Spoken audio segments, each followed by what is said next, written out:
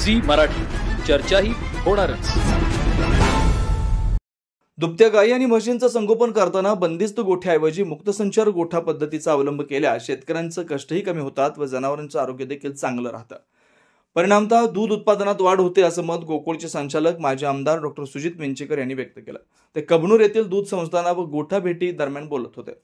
जनावरांचा सांभाळ करताना त्यांना वर्षभर चांगली सावली व बसण्यासाठी कोरडी जागा लागते। मुक्तसंचार गोट्यात झाडांची किंवा शेडची सावली जनावरांना लाभदायक ठरते। त्यामुळे उन्हाळ्यात किंवा जास्त उन्हाळ्याच्या वेळी धापा टाकण्याचं प्रमाण कमी होतं। तसेच जनावरांवरील तणाव कमी होऊन रोगप्रतिकारक शक्ती टिकण्यास मदत होते। परिणामतः दूध उत्पादन वाढतं। मुक्त गोट्यात गायी व वासरे मुक्त वावरत असल्यामुळे त्यांचा चांगला व्यायाम होऊन शरीराची संतुलित वाढ होऊन रोगप्रतिकारक शक्ती वाढते। परिणामी आजारांचे प्रमाण कमी होतं। त्याचबरोबर जनावरे चांगल्या प्रकारे माझावर देखील येतात व माझाची लक्षणं लवकर ओळखण्यात मदत होते। मुक्त गोटा पद्धतीत पाणी पिण्याच्या हौदात किंवा कुंडीत असल्यानं तहान लागेल तेव्हा जनावरांना पाणी पिण्यास मिळतं। हिरवा चारा, वाळला चारा व पिण्याचं पाणी या सर्व माध्यमातून जेव्हा जनावरांच्या शरीरात 4-5 लिटर पाणी जातं त्यामुळे जनावरांची पचनशक्ती सुधारते व त्यांची दूध वाढीस नक्कीच मदत होते, असंही डॉक्टर मिंचेकर म्हणाले। दरम्यान येथील समर्थ, महालक्ष्मी, बालाजी व गणेश दूध संस्थांना भेटी दिल्या।